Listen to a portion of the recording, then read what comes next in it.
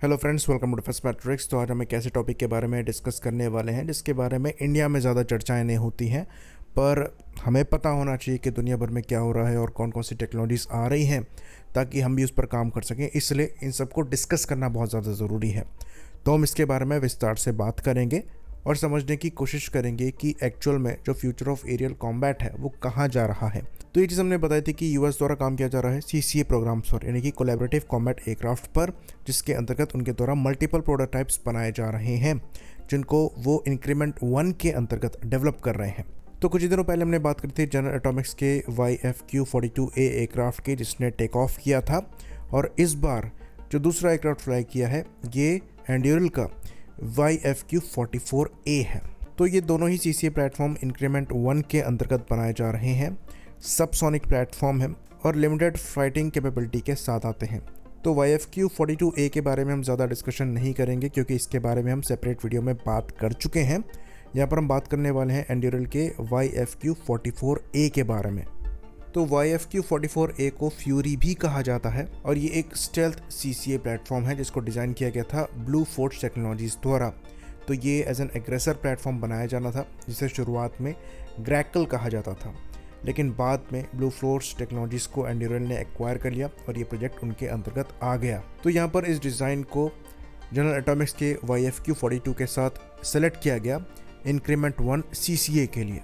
तो यहाँ पर इंक्रीमेंट वाइज डेवलपमेंट हो रहा है जो कि एक प्रैक्टिकल अप्रोच है। तो शुरुआत में जो इंक्रीमेंट 1 के अंतर्गत दोनों प्लेटफॉर्म बनाए जा रहे हैं ये लिमिटेड फाइटिंग कैपेबिलिटी के साथ आएंगे, ये सबसोनिक होंगे और बेसिक टेक्नोलॉजी को डेमोन्स्ट्रेट करेंगे। तो ये यूजेबल तो होंगे पर एकदम से ही हाईटेक टेक्नोलॉजी नहीं डिमांड करी जा रही जैसे कि फाइटर एयरक्राफ्ट के साथ आती है, ताकि इनको सर्विस में प्रैक्टिकल यूज़ केस के लिए इस्तेमाल किया जा सके और धीरे धीरे इनकी कैपेबिलिटी को बढ़ाया जा सके, जिसके साथ प्राइस भी इंक्रीज होगा। तो जैसे कि इंक्रीमेंट 1 में जो सीसीए बनाए जा रहे हैं ये बेसिक सबसोनिक प्लेटफॉर्म होंगे, कुछ वेपन्स को भी कैरी करेंगे, ऑटोनोमसली फ्लाई करने में सक्षम होंगे और एआई का भी यहाँ पर काफ़ी हद तक इस्तेमाल होगा। तो कुछ फाइटिंग कैपेबिलिटी यहाँ पर होगी और ये फाइटर प्लेटफॉर्म को असिस्ट करने में सक्षम होंगे, तो बेसिक मैन अनमैन्ड ऑपरेशंस को परफॉर्म कर पाएंगे। इंक्रीमेंट 2 में ज़्यादा सेंसर्स को ऐड कर दिया जाएगा और 20 से 25% परफॉर्मेंस इंक्रीज होगा। उसके बाद धीरे धीरे इस पर भी इंक्रीमेंट होगा और कैपेबिलिटी ऐड ऑन होती चली जाएगी। इससे फ़ायदा ये होगा कि आपको टेक्नोलॉजी मैच्योर करने का समय मिलेगा, वो भी रियल ऑपरेशनल लर्निंग से। तो ये काफ़ी एम्बिशियस प्रोजेक्ट है और इसको एक बेबी की तरह देखा जा रहा है, जहाँ पर धीरे धीरे चलना सिखाया जा रहा है, जिसके बाद दौड़ना सिखाया जाएगा। तो यहाँ पर मैन अनमैन टीमिंग सिस्टम के अंतर्गत इनका इस्तेमाल होना है एक तरीके से ये लॉयल विंगमैन की तरह काम करेंगे। तो बेसिकली आप एक पायलट तैयार कर रहे हैं जो कि प्रोफेशनल ट्रेंड पायलट के साथ मिशन को परफॉर्म करने में सक्षम होंगे। तो यहाँ पर एयरक्राफ्ट में शुरुआत में ऐसी कैपेबिलिटी दी जा रही है जैसे कि ट्रेनर्स में दी जाती है, जो कि धीरे धीरे इंक्रीमेंट करी जाएगी। तो ये जो एयरक्राफ्ट है जिसको YFQ-44 कहा जा रहा है ये डायमेंशन में आधा है F-16 के और यहाँ पर कुछ वैसा ही डिज़ाइन दिया गया है। साथ में ये करीबन 50,000 फीट तक फ्लाई करने में सक्षम होगा। मैक्सिमम हायर सबसोनिक स्पीड जो कि 0.95 मैक की है अचीव कर पाएगा और 9G तक पुल कर पाएगा। वहीं पर 4.5G तक सस्टेन कर पाएगा 20,000 फीट के एल्टीट्यूड पर। बाकी मैक्सिमम टेक ऑफ वेट यहाँ पर जो होगा ये मात्र 2,270 किलोग्राम का है, जिसके अंतर्गत ये मिनिमम पेलोड कैरी करेगा। तो 2 हार्ड पॉइंट दिए गए हैं जिसमें ये 2 AMRAAM मिसाइल कैरी कर पाएगा। तो शुरुआत से ही ये एक सेमी ऑटोनोमस प्लेटफॉर्म है जिसमें टेक ऑफ से लेकर जो फ्लाइट भरी जा रही है ये सब सेमी ऑटोनोमस मोड में है। तो ड्रोन से ये डिफरेंट है जहाँ पर आपको एक ऑपरेटर लगता है। तो अभी ये फर्स्ट फ्लाइट ही है, यहाँ पर जो मॉडल है उसको ट्रेन करने में समय लगेगा। इस मामले में जनरल एटॉमिक्स के पास ज़्यादा एक्सपीरियंस है क्योंकि वो दशकों से UAVs बना रहे हैं। इवन एक अपने UAV पर वो इस मॉडल को करीबन 5 साल से ट्रेन भी कर रहे हैं।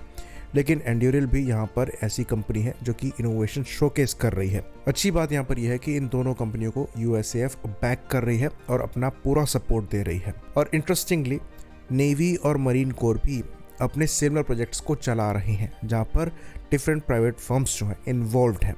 तो ये एक ऐसा मॉडल है जिससे हमें कुछ सीखना चाहिए और हमें भी ऐसे प्रोजेक्ट्स पर काम करना चाहिए। ऑल्दो HAL द्वारा कैट्स वॉरियर को डेवलप किया जा रहा है जो कि सिमिलर रोल परफॉर्म करेगा, पर फिलहाल वहाँ पर फर्स्ट फ्लाइट जो है पेंडिंग है, अभी खाली इंजन रन हुआ है। मोस्ट लाइकली टैक्सिंग ट्रायल्स जो हैं ये बहुत जल्द हो जाएंगे और फर्स्ट फ्लाइट के बाद एक्चुअल काम जो है वो चालू होगा। ऑल्दो ये चीज़ भी हम आपको बता दें कि हम भी खाली बैठे नहीं हैं, हमारे यहाँ एक HJT-16 प्लेटफॉर्म यानी कि किरण को OMCA यानी कि ऑप्शनली मैन कॉम्बैट एयरक्राफ्ट में कन्वर्ट किया गया है और ये फ्लाई कर रहा है। तो हम भी इस मामले में काम कर रहे हैं। एयरफोर्स की अगर प्रॉपर बैकिंग यहाँ पर मिल जाएगी तो टेस्टिंग और ट्रायल्स का जो पीरियड है उसको हम कट शॉर्ट कर सकते हैं और ऐसे प्रोजेक्ट में एयरफोर्स का फुल इन्वॉल्वमेंट बहुत ज़्यादा ज़रूरी है। जितना हम तेजस मार्क 2 और AMCA को बैक कर रहे हैं उतना ही CCA को बैक करना ज़रूरी है, क्योंकि फ्यूचर यही है। आपको कॉस्ट इफेक्टिव सॉल्यूशन अप्लाई करना है फ्यूचर के थ्रेट को देखते हुए। तो कॉम्बैट एयरक्राफ्ट को फॉरवर्ड एरियाज में इस्तेमाल करना फ्यूचर में काफ़ी ज़्यादा खतरनाक साबित हो सकता है, क्योंकि जो एयर डिफेंस सिस्टम्स हैं वो भी स्ट्रॉन्ग हो गए हैं और एयर टू एयर मिसाइल्स भी स्ट्रॉन्ग हो गई हैं। तो जो CCA है ये आपका सेफ बेट है, जिनको आप अच्छे खासे नंबर में इस्तेमाल कर सकते हैं अपने वेपन डिप्लॉयमेंट को इफ़ेक्टिव बनाने के लिए, जहाँ पर ये आगे जाते हुए एनिमी को लॉक भी कर पाएंगे और जो मैन्ड एयरक्राफ्ट है उसके इशारे पर वेपन को लॉन्च भी कर पाएंगे।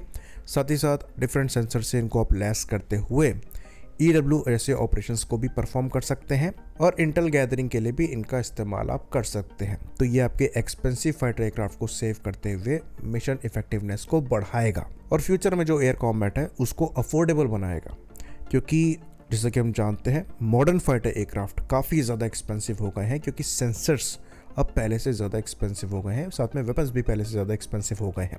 तो इनको बड़े नंबर में सस्टेन कर पाना पहले की तरह आसान नहीं है और इसलिए यहाँ पर CCA एक बड़ा रोल प्ले करेंगे। जैसे कि अगर आप एक फाइटर के साथ 4 CCA को डिप्लॉय करते हैं तो एनिमी के लिए ये उतना ही बड़ा थ्रेट हो जाएगा, क्योंकि चारों हाईटेक वेपन्स को कैरी कर पा रहे होंगे, डेटा लिंक से आपस में कनेक्टेड होंगे और डिफरेंट स्ट्रेटजी के साथ फ्लाई कर रहे होंगे। कुछ जैसे कि EW कैपेबिलिटी को डिप्लॉय कर रहे होंगे, कुछ यहाँ पर advance air to air missiles को फायर कर रहे होंगे और कुछ यहाँ पर डिकॉय की तरह यूज़ किए जा रहे होंगे। और फिर धीरे धीरे इन CCA के नंबर्स बढ़ते चले जाएंगे, टेक्नोलॉजी में एडवांसमेंट आती चली जाएगी और मैन्ड प्लेटफॉर्म जो हैं वो कम होते चले जाएंगे। तो ये जो CCA प्लेटफॉर्म है ये फ्यूचर के लिए स्टेपिंग स्टोन है और इसलिए यहाँ पर जो कैट्स वॉरियर है ये उतना ही इम्पॉर्टेंट है जितना इम्पॉर्टेंट तेजस मार्क 2 और AMCA का प्रोग्राम है। साथ ही साथ अगर हम इस पर जल्दी फोकस करेंगे तो ये हम इंश्योर कर सकते हैं कि ये जल्द से जल्द सर्विस में आए, ताकि जो घटती स्क्वाड्रन संख्या है उसके लिए भी ये एक बैंड एड का काम कर सकता है। और चाइना जैसे दुश्मन के अगेंस्ट में आपको ये प्लेटफॉर्म अच्छे खासे नंबर्स में चाहिए, क्योंकि उनकी इकॉनमी बड़ी है, वो बड़े नंबर में फाइटर प्लेटफॉर्म डिप्लॉय कर सकते हैं। तो हमारे लिए उस चीज़ को मैच कर पाने में CCA बहुत बड़ा रोल प्ले कर सकते हैं। होपफुली हम इनकी रिक्वायरमेंट को समझें और एयरफोर्स का इन्वॉल्वमेंट इस प्रोग्राम में और ज़्यादा हो और इसको वैसे ही सीक आउट किया जाए जैसे कि तेजस मार्क 2, रफाल या फिर AMCA को सीक आउट किया जा रहा है। आई होप इन्फॉर्मेशन यहाँ पर क्लियर रही हो। इसी बात पर इस वीडियो को हम ख़त्म करेंगे। लाइक करिए, सब्सक्राइब करिए। जय हिंद।